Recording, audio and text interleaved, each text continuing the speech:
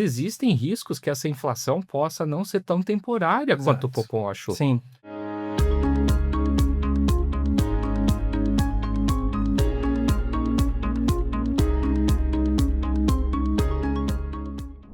Olá, seja bem-vinda, seja bem-vindo ao podcast da StoneX.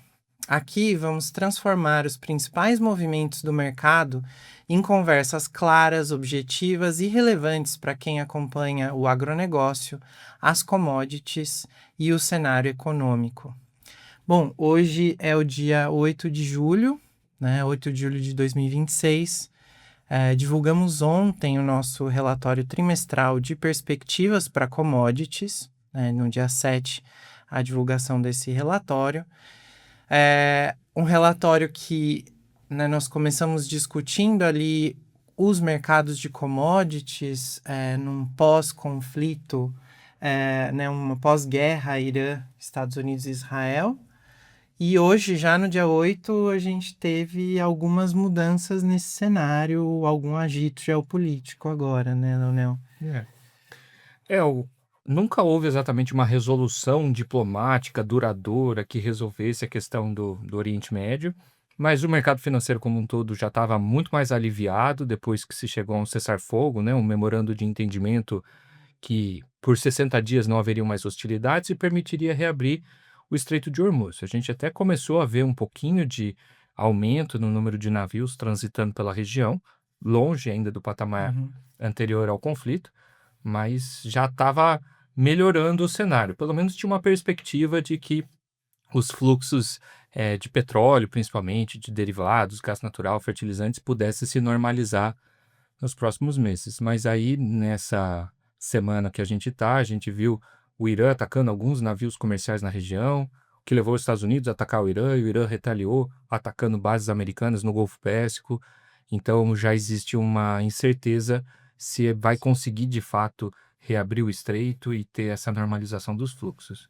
E a normalização dos fluxos muito ligada à normalização, ou possível normalização de preços, né, de insumos muito importantes para a economia mundial, como o próprio petróleo e derivados, mas também enxofre e fertilizantes. Né? A gente vinha num processo ali de retorno, né, desses preços para patamares inferiores, mais próximos do que operavam ali em fevereiro, pré-conflito. E agora a gente já está vendo o petróleo novamente escalando para perto dos $80 o barril, né? Isso que a gente chegou ali para baixo, né? Nos 70 abaixo, a gente chegou a ver os preços pós-anúncio desse cessar-fogo. E agora isso se voltando a ser uma questão, né? E possíveis riscos disso para a economia global, para perspectivas de inflação, né? Foram mais de 100 dias de conflito, né? Se considerar todo o período em que o Estreito de Hormuz ficou fechado. E existe realmente uma preocupação de escassez, principalmente das commodities energéticas, né? Então a gente viu em março, abril, o preço do petróleo subir muito, o preço de combustíveis, da cadeia do petróleo, né? Então plásticos, nafta, subindo muito, e havia uma preocupação de estagflação na economia global, né? Ou seja, como essa cadeia do petróleo é muito importante, tanto como insumo, né, para a produção de plásticos, como para a cadeia do frete, né, de combustíveis, mesmo combustíveis de passeio, passagens aéreas, havia uma preocupação de que isso fosse reduzir o crescimento econômico global e gerar uma pressão inflacionária maior. Principalmente para alguns países que são mais dependentes da importação de petróleo, mesmo quando não dependem justamente do petróleo do Oriente Médio, o petróleo que passava pelo Estreito de Hormuz, mas precisa importar esse petróleo, o choque de custos foi muito forte. Né? Então você falou, no começo do ano o petróleo estava lá na casa dos 60, se a gente olhar o contrato Brent, e ele foi para quase 120. Então ele dobrou assim muito rápido, e o choque de custos que isso causa acaba afetando quase toda a economia, porque se a pessoa não usa efetivamente petróleo ou derivado de petróleo, os preços do frete muito provavelmente acabaram afetando aí segmentos muito amplos da economia global. Essa transmissão ela acontece porque energia, né? Então, inclusive, muitas economias utilizam petróleo, no caso, derivados, para produção, geração de energia elétrica também, Sim, né? com as termoelétricas. Exato. Então, essa contaminação sobre preços, né? O pass-through aí dos preços de energia para outros preços na economia acabam acontecendo via usos, né, da energia. Então, no caso, a geração de energia elétrica ou via fretes, como você mencionou, né? E, além disso, não foram só os fretes, né? Mas o transporte marítimo ficou muito mais caro, então isso daí já atinge um número muito maior de produtos, né? Os seguros marítimos também encareceram bastante, então bens que são importados acabaram refletindo de alguma forma, né, o impacto desse conflito nos preços, né? É, então, até tratando já um pouco dessa visão mais macro e pensando a questão da inflação, eu acho que é importante também sinalizar alguns pontos que a gente observou desse conflito, que foram tanto a forte valorização do dólar, né, que a gente tem observado, dólar index ali muito próximo dos 100 pontos hoje, Uhum. né, então uma recuperação em relação ao que a gente viu no ano passado, né, acho que a gente está no maior valor de mais de 12 meses já do dólar index. Lembrando, né, o dólar index, que é esse valor do dólar em relação a uma cesta de moedas de economias avançadas, né? Ele não é exatamente uma taxa de câmbio, é uma taxa de câmbio composta, né, Uhum. por várias moedas. E, né, nesse mesmo movimento de valorização do dólar, a questão das mudanças que a gente tem observado na política monetária dos Estados Unidos. Bom, a gente falou, né? O conflito, em geral, ele acabou gerando uma pressão inflacionária meio que para o mundo todo. Uhum. Mesmo que não dependia especificamente do petróleo vindo do Estreito de Hormuz e do Irã, acabou sofrendo com os preços mais elevados. Então, de uma maneira geral, assim, os bancos centrais pelo mundo sinalizaram uma preocupação com essa tendência de inflação mais alta e estavam sinalizando a possibilidade de atuar com juros mais altos, Uhum. né? Então, a ideia por mais que seja um choque de oferta, o que um banco central tem à sua disposição, né, de instrumento para tentar combater as pressões inflacionárias é manter as condições financeiras mais Sim. restritivas, como a gente fala, né? Uhum. Então, deixar os juros mais altos. No caso dos Estados Unidos, essa perspectiva de juros mais altos, ela vinha tanto pela pressão inflacionária dos itens energéticos, mas também porque a economia estava vindo num grau de aquecimento bastante elevado, né? Então a Uhum. gente viu no segundo trimestre, principalmente, geração de empregos muito Sim. mais forte que o esperado. O PIB do primeiro trimestre nos Estados Unidos surpreendeu para cima, né? O consumo pessoal aquecido. Então, tinha essa ideia de que o Banco Central realmente ia precisar de juros mais altos para segurar as pressões inflacionárias. É, mesmo que o acordo, né, o memorando de entendimento seja respeitado, os termos, tudo, e a gente tenha a reabertura do Estreito de Hormuz, essas pressões inflacionárias elas não vão desaparecer muito rápido, Uhum. porque Nem existe. todas até já foram transmitidas para preços, né? Exato, tem muita coisa ainda que não foi repassada dentro da cadeia, então aquele choque que a gente observou no começo do ano ainda está acontecendo, Uhum. e sempre existe uma certa dúvida sobre qual é a extensão desse choque, em quanto tempo ele vai acontecer, mas ele ainda está nesse processo. E mesmo que a gente tenha uma resolução diplomática duradoura para a região, existem muitas questões importantes que ainda precisam ser resolvidas, né? Fala-se da necessidade de tirar as minas marítimas lançadas pelo Uhum. Irã durante o conflito, então isso leva um certo tempo. A questão dos seguros marítimos é muito importante, Sim. porque as seguradoras ainda querem ter um grau de confiança, um grau de tranquilidade maior para voltar a oferecer seguros para aquela região, então eles estão mais caros. Uhum.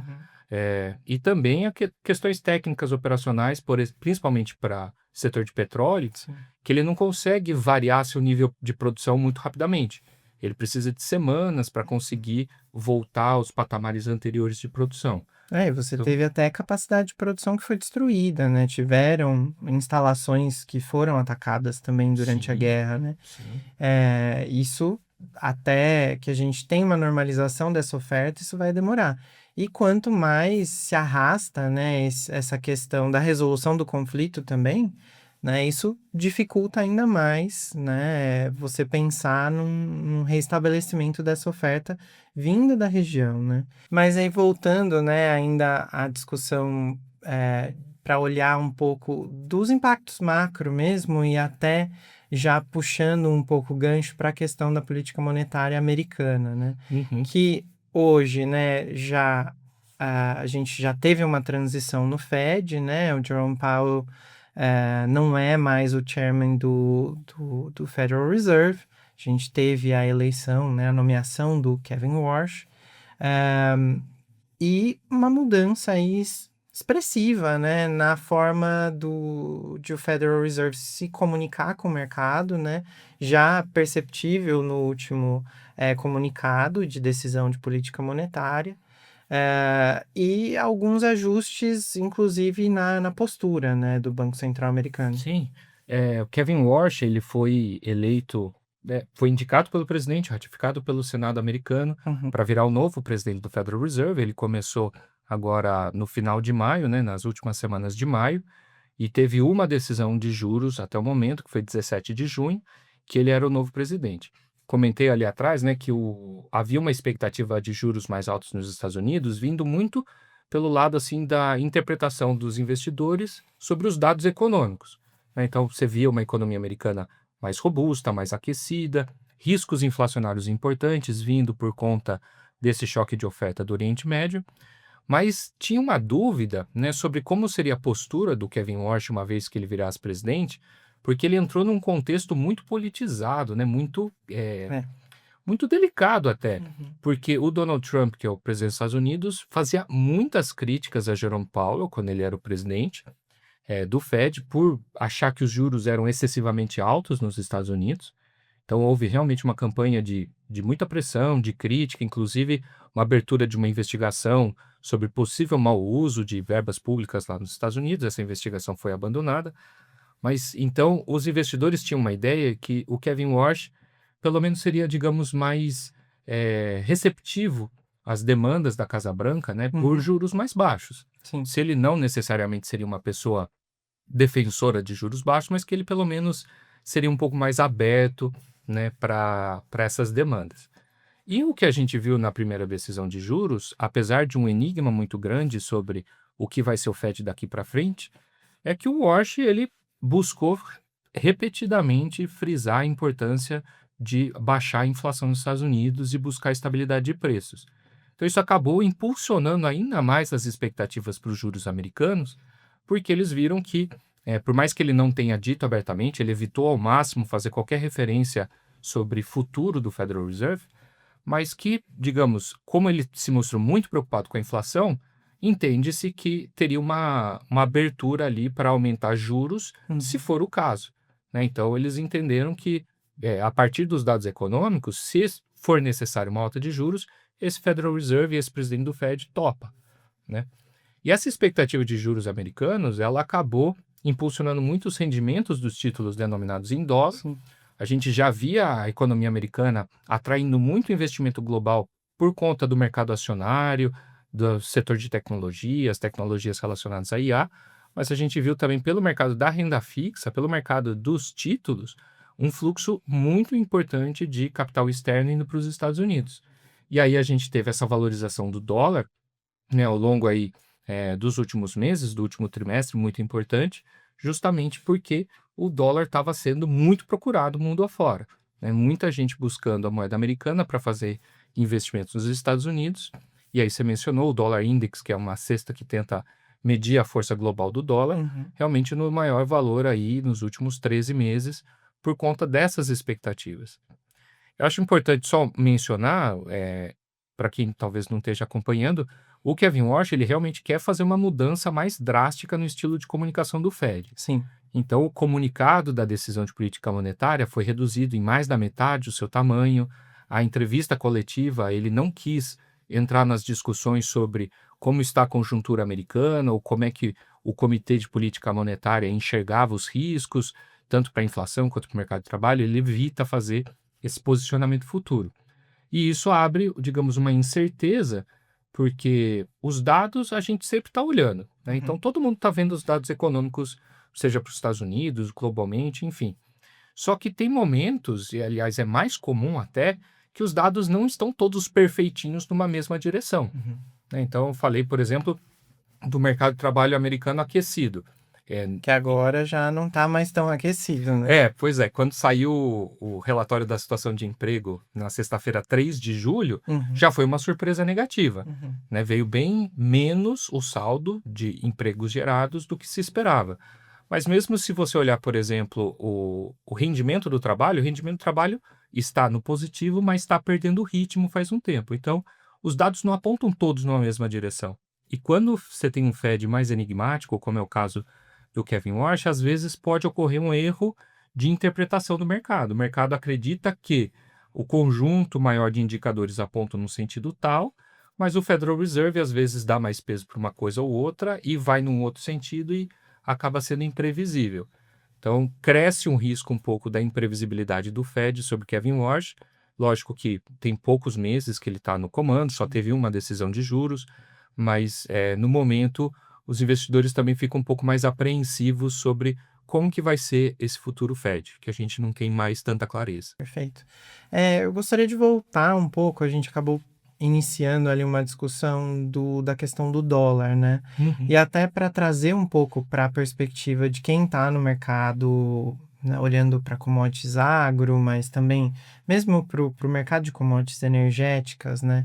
Quando a gente fala de maneira geral em commodities, a gente já usa um termo em inglês, né, para esses bens primários, porque além de tudo, esses produtos eles já são também denominados em dólar, né? Então, o dólar mais forte tem impacto para a formação desses preços, né? O dólar mais forte ele vai sinalizar que para as economias que dependem, por exemplo, da importação desses produtos, e não são a economia americana, esse produto pode, né, se torna mais caro com um dólar mais forte em relação a outras moedas, né?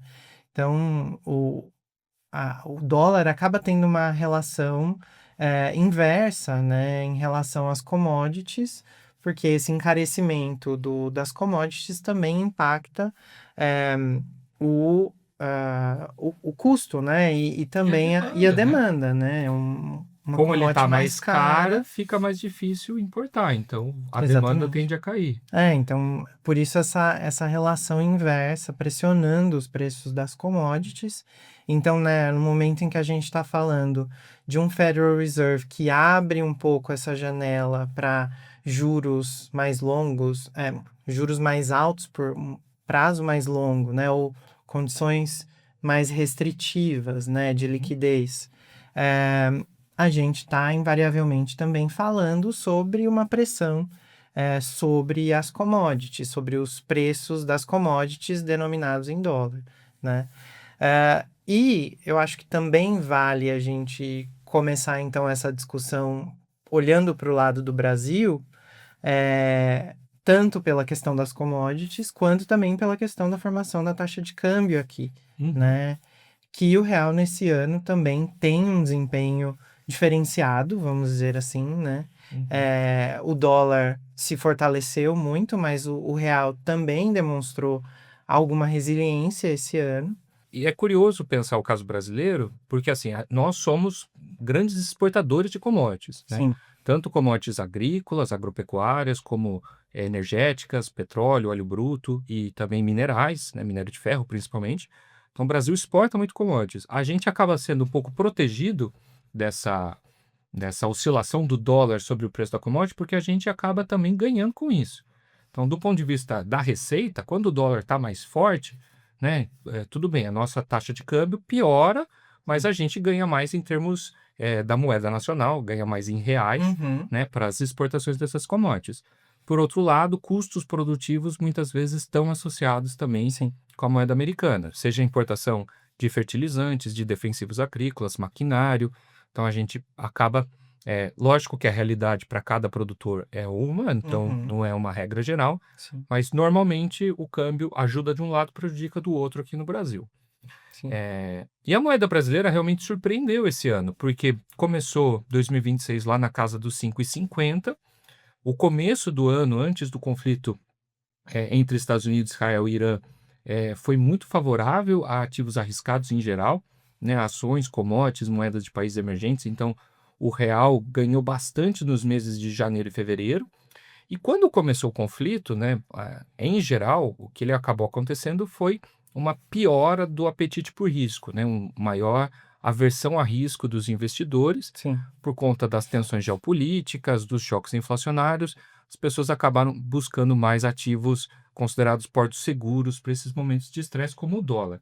Mas é engraçado que o ouro não O ouro ganhou. não. O ouro, desde janeiro, fez o movimento inverso, né? O ouro, que seria normalmente um ativo Bem tradicional. tradicional para ser proteção contra riscos, né? Um porto seguro para momentos de incerteza, o ouro teve o desempenho inverso. Mas o real também teve um desempenho inverso, porque para a maior parte das moedas emergentes, o que se observou foi uma desvalorização, né? Os investidores não apostando naquela moeda. E o real aprofundou os ganhos, chegou no começo de maio a estar abaixo dos R$ 5, lá na casa dos 4,90, no momento global de aversão a risco, né? O que é algo inesperado.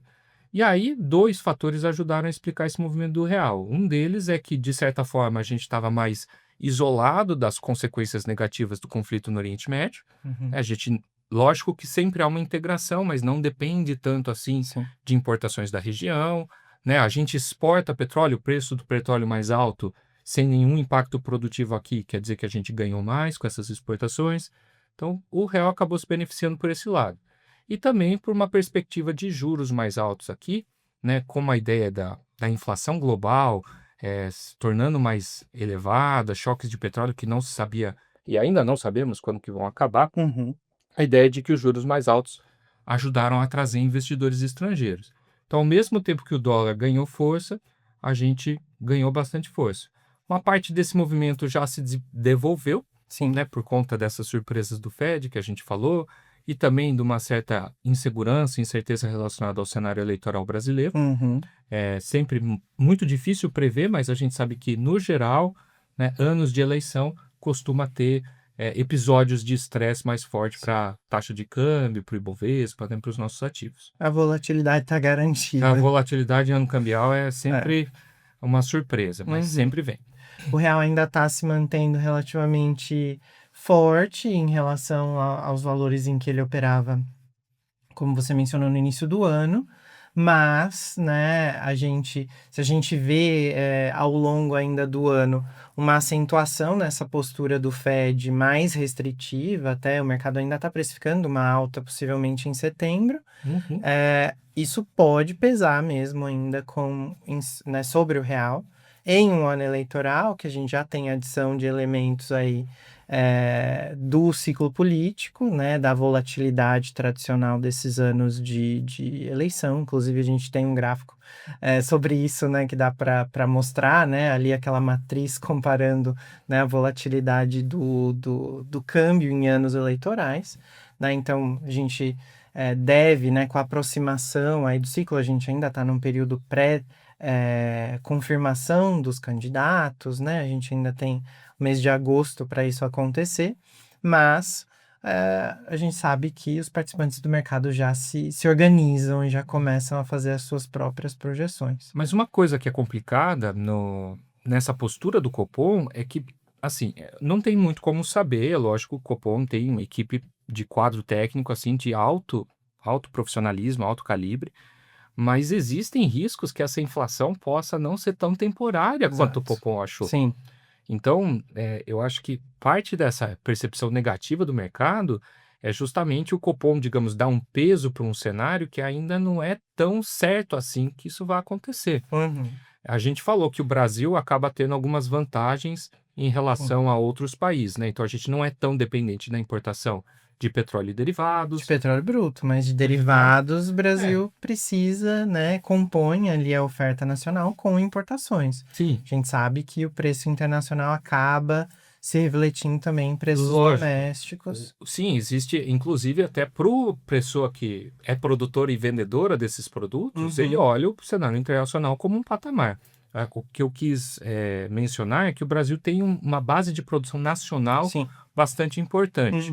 Né? Ele ainda precisa complementar a sua oferta com importação, mas ele tem ali, digamos, um colchão de segurança por ter uma base produtiva nacional relevante. Sim.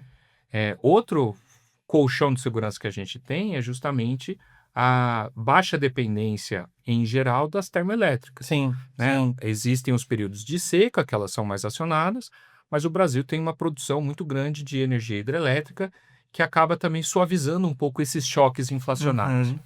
Mas esses choques, eles persistem, né? O Brasil ainda usa termoelétricas, os preços dos combustíveis acompanham. Sim, E no caso do El Niño, isso pode gerar uma exatamente. pressão de mais longo prazo. Que era onde queríamos chegar, né? É, Que você mencionou, inclusive, né, no comunicado do Banco Central, ele posiciona, né, que sim, a gente deve observar um choque de preços vindo dos efeitos do El Niño sobre a economia brasileira, mas também, né, o Banco Central olhando para isso como algo mais temporário, passageiro.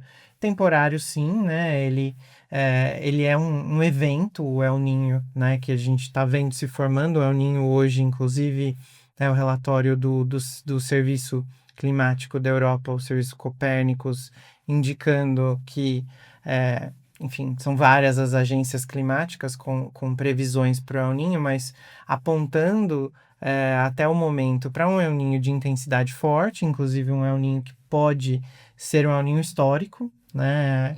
A gente já viu várias menções ao termo Super El Niño, né? A gente não sabe como em um contexto de mudanças climáticas e um evento, né, como esse, ainda mais for um evento histórico, a gente não sabe exatamente por quanto tempo ele vai se prolongar, né? O relatório hoje é um relatório relativamente recente, esse do Serviço Copérnicos, dizendo que o El Niño deve se prolongar, ou pode se prolongar até a primavera no hemisfério norte, ou seja, a gente está falando ali de abril, março, abril, vai. exatamente, do ano que vem. Então, isso, né, esse período, né, a gente acaba atingindo a implantação da safra de grãos no Brasil, né, que a gente tem ali a safra de verão, principalmente a questão da soja, então a gente pode ter, normalmente, né, o El Niño para o Brasil está associado a uma região sul mais chuvosa, mas aí o mais chuvoso também é o risco de volumes excessivos de precipitação, né? E a região central e norte do Brasil mais seca e mais quente, né? Justamente pegando uma faixa agrícola muito importante, tanto na região sul quanto no centro-sul do Brasil,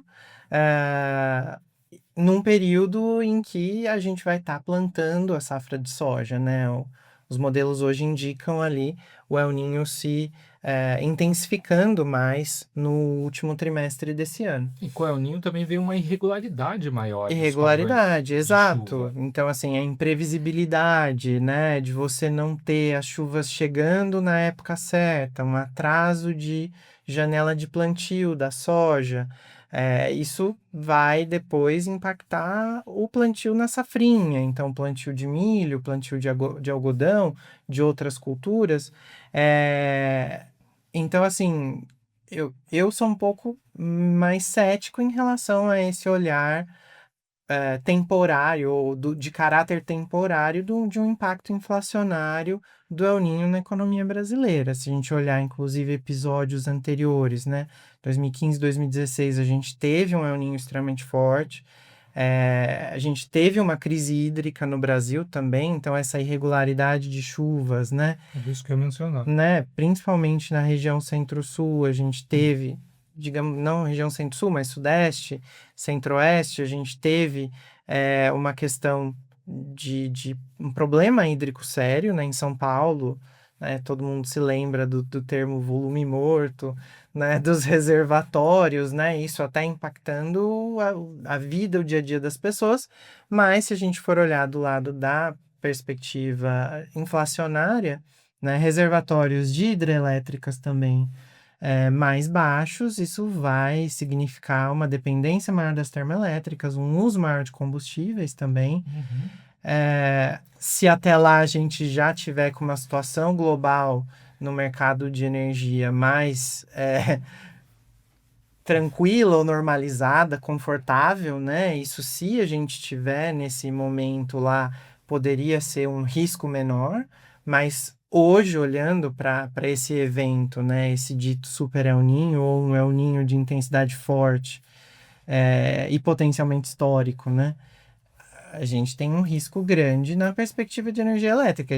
Como a gente começou falando, a energia elétrica toca praticamente tudo, né, em termos de custo. É engraçado que os cenários de risco acabam meio que se casando, porque existe um risco ainda dos fluxos de petróleo e derivados não estarem normalizados até o final do ano, seja por conta de uma reescalada das tensões ou mesmo pelas dificuldades de se recompor os estoques, gastos, de elevar a produção e os transportes.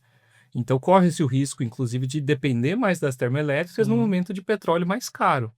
Então, isso seria outro fator inflacionário, além da questão, o BC olha principalmente a questão da inflação de alimentos, né? Esse ciclo irregular de chuvas, com mais concentração em algumas regiões, outras regiões menos, ele acaba sendo menos favorável para a produção de hortifruti, né? Hortifruti grangeiros. Então, isso pressiona bastante a inflação de alimentos.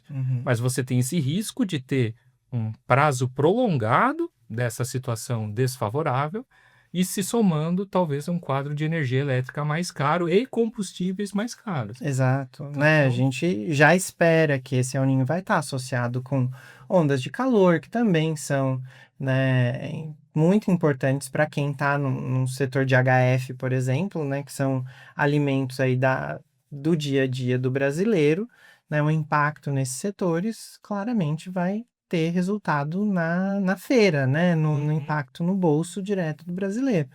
E a questão da energia elétrica, né? Esse risco hídrico para as usinas também é muito relevante, porque aí você toca praticamente todos os serviços e setores da economia, né? Então, desde o preço do cabeleireiro até o preço do restaurante, onde você vai, né? Todo mundo vai ser impactado num cenário aí estamos falando de riscos, né? Estamos falando de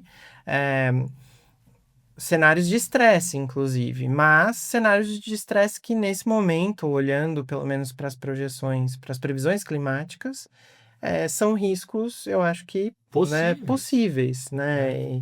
E que jogam um pouco contra essa leitura do Banco Central de um impacto menos.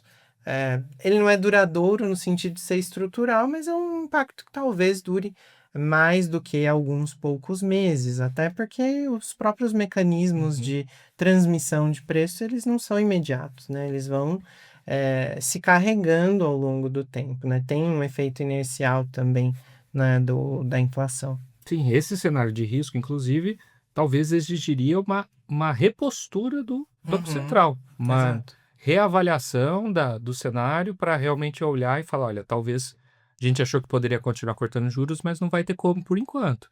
E uma postura aí sim mais firme se esse cenário se materializar, né? Se esses riscos inflacionários se concretizarem. Mas são riscos, nesse momento, talvez não mais prováveis, eles ainda são bem possíveis para os cenários que a gente observa. Então, assim, olhando, né, para a perspectiva inflacionária, ou mesmo para a perspectiva para o câmbio agora, né, uma possível reversão depois do Banco Central é algo para a gente ter no radar também, né? Uma decorrência, poderia ser uma decorrência desse risco também, né? Sim, claro. Obrigado por acompanhar o podcast da StoneX. Este foi o primeiro conteúdo de uma série de conversas que trará análises, tendências e insights sobre temas que movimentam os mercados. Se este episódio foi útil para você, acompanhe os próximos lançamentos e continue com a StoneX para entender, antecipar cenários e tomar decisões com mais confiança. Siga o canal e ative as notificações. Até a próxima!